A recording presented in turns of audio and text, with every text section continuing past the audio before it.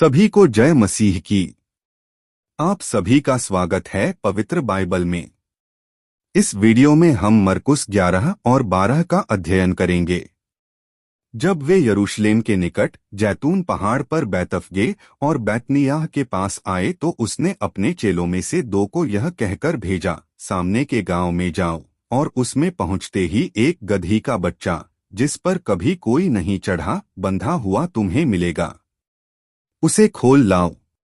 यदि तुमसे कोई पूछे यह क्यों करते हो तो कहना, प्रभु को इसका प्रयोजन है और वह शीघ्र उसे यहाँ भेज देगा। उन्होंने जाकर उस बच्चे को बाहर द्वार के पास चौक में बंधा हुआ पाया और खोलने लगे। उनमें से जो वहाँ खड़े थे कोई कोई कहने लगे, यह क्या करते हो, गदही के बच्चे को क्यों खोलते हो। जैसा यीशु ने कहा था वैसा ही उन्होंने उनसे कह दिया। तब लोगों ने उन्हें जाने दिया। उन्होंने बच्चे को यीशु के पास लाकर उस पर अपने कपड़े डाले और वह उस पर बैठ गया। तब बहुतों ने अपने कपड़े मार्ग में बिछाए और औरों ने खेतों में से डालियां काट काट कर फैला दी। जो उसके आगे आगे जाते और पीछे पीछे चले आते थे पुकार पुकार कर कहते जाते थे, होशाना, धन्य है वह जो प्रभु के नाम से आता है। हमारे पिता दाऊद का राज्य जो आ रहा है धन्य है।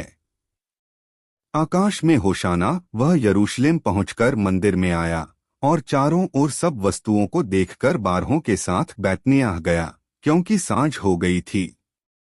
दूसरे दिन जब वे बैतनियाह से निकले तो उसको भूख लगी। वह दूर से अंजीर का एक हरा पेड़ देखकर निकट गया कि क्या जाने उसमें कुछ पाए, पर पत्तों को छोड़ कुछ न पाया, क्योंकि फल का समय न था। इस पर उसने उससे कहा, अब से कोई तेरा फल कभी न खाए। और उसके चेले सुन रहे थे। फिर वे यरूशलेम में आए और वह मंदिर में गया और वहां जो लेन देन कर रहे थे उन्हें बाहर निकालने लगा और सर्राफों के पीढ़े और कबूतर बेचने वालों की चौकियां उलट दीं और मंदिर में से किसी को बर्तन लेकर आने जाने न दिया। और उपदेश करके उनसे कहा, क्या यह नहीं लिखा है कि मेरा घर सब जातियों के लिए प्रार्थना का घर कहलाएगा, पर तुमने इसे डाकुओं की खोह बना दी है। यह सुनकर प्रधान याजक और शास्त्री उसके नाश करने का अवसर ढूंढने लगे, क्योंकि वे उससे डरते थे, इसलिए कि सब लोग उसके उपदेश से चकित होते थे। सांझ होते ही वे नगर से बाहर चले गए। फिर भोर को जब वे उधर से जाते थे तो उन्होंने उस अंजीर के पेड़ को जड़ तक सूखा हुआ देखा।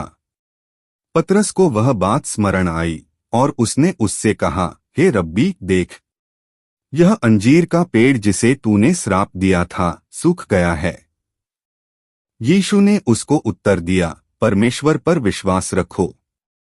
मैं तुमसे सच कहता हूं कि जो कोई इस पहाड़ से कहे तू उखड़ जा और समुद्र में जा पड़, और अपने मन में संदेह न करे वरन प्रतीति करे कि जो कहता हूं वह हो जाएगा, तो उसके लिए वही होगा।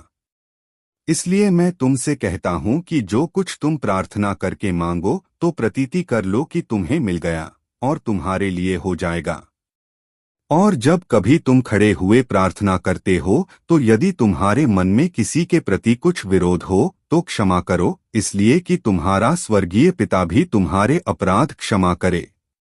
और यदि तुम क्षमा न करो तो तुम्हारा पिता भी जो स्वर्ग में है तुम्हारा अपराध क्षमा न करेगा। वे फिर यरूशलेम में आए और जब वह मंदिर में टहल रहा था तो प्रधान याजक और शास्त्री और पुरनिये उसके पास आकर पूछने लगे, तू ये काम किस अधिकार से करता है, और यह अधिकार तुझे किसने दिया है कि तू ये काम करे। यीशु ने उनसे कहा, मैं भी तुमसे एक बात पूछता हूँ, मुझे उत्तर दो तो मैं तुम्हें बताऊंगा कि ये काम किस अधिकार से करता हूँ। यूहन्ना का बपतिस्मा क्या स्वर्ग की ओर से था या मनुष्यों की ओर से था? मुझे उत्तर दो। तब वे आपस में विवाद करने लगे कि यदि हम कहें स्वर्ग की ओर से तो वह कहेगा, फिर तुमने उसकी प्रतीति क्यों नहीं की, और यदि हम कहें मनुष्यों की ओर से तो लोगों का डर है, क्योंकि सब जानते हैं कि यूहन्ना सचमुच भविष्यद्वक्ता था। अत उन्होंने यीशु को उत्तर दिया, हम नहीं जानते। यीशु ने उनसे कहा, मैं भी तुमको नहीं बताता कि ये काम किस अधिकार से करता हूँ। फिर वह दृष्टांतों में उनसे बातें करने लगा। किसी मनुष्य ने दाख की बारी लगाई और उसके चारों ओर बाड़ा बांधा और रस का कुंड खोदा और गुम्मट बनाया और किसानों को उसका ठेका देकर परदेश चला गया।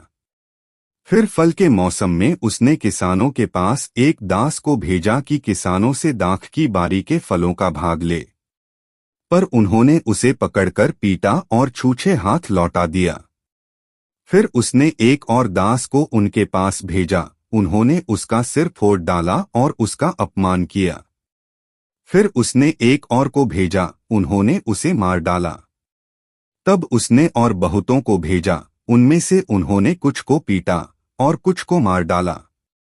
अब एक ही रह गया था जो उसका प्रिय पुत्र था।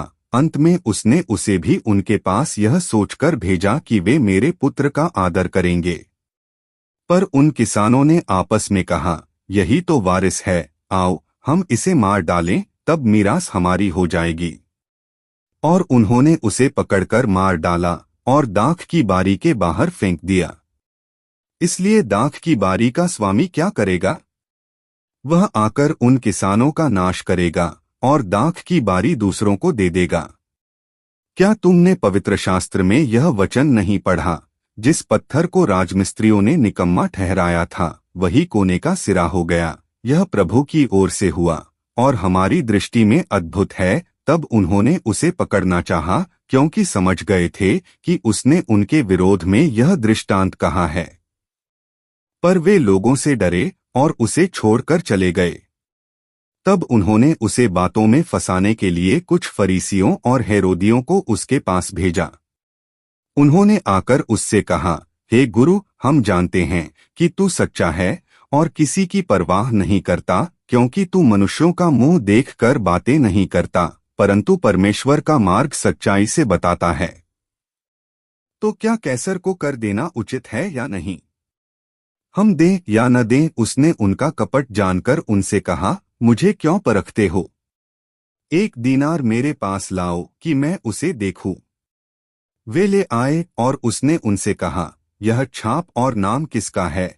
उन्होंने कहा, कैसर का। यीशु ने उनसे कहा, जो कैसर का है वह कैसर को, और जो परमेश्वर का है परमेश्वर को दो। तब वे उस पर बहुत अचंभा करने लगे। फिर सदूकियों ने भी, जो कहते हैं कि मरे हुओं का जी उठना है ही नहीं, उसके पास आकर उससे पूछा, हे गुरु, मूसा ने हमारे लिए लिखा है कि यदि किसी का भाई बिना संतान मर जाए और उसकी पत्नी रह जाए, तो उसका भाई उसकी पत्नी से विवाह कर ले और अपने भाई के लिए वंश उत्पन्न करे। 7 भाई थे। पहला भाई विवाह करके बिना संतान मर गया। तब दूसरे भाई ने उस स्त्री से विवाह कर लिया और बिना संतान मर गया, और वैसे ही तीसरे ने भी किया, और 7 से संतान न हुई।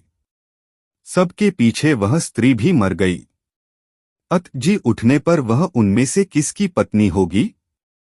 क्योंकि वह 7 की पत्नी हो चुकी थी। यीशु ने उनसे कहा, क्या तुम इस कारण से भूल में नहीं पड़े हो कि तुम न तो पवित्र शास्त्र ही को जानते हो और न ही परमेश्वर की सामर्थ्य को? क्योंकि जब वे मरे हुओं में से जी उठेंगे तो वे न विवाह करेंगे और न विवाह में दिए जाएंगे, परंतु स्वर्ग में दूतों के समान होंगे। मरे हुओं के जी उठने के विषय में क्या तुमने मूसा की पुस्तक में झाड़ी की कथा में नहीं पढ़ा कि परमेश्वर ने उससे कहा, मैं अब्राहम का परमेश्वर और इसहाक का परमेश्वर और याकूब का परमेश्वर हूँ। परमेश्वर मरे हुओं का नहीं वरन जीवतों का परमेश्वर है। अत तुम बड़ी भूल में पड़े हो। शास्त्रियों में से एक ने आकर उन्हें विवाद करते सुना, और यह जानकर कि उसने उन्हें अच्छी रीति से उत्तर दिया, उससे पूछा, सबसे मुख्य आज्ञा कौन सी है?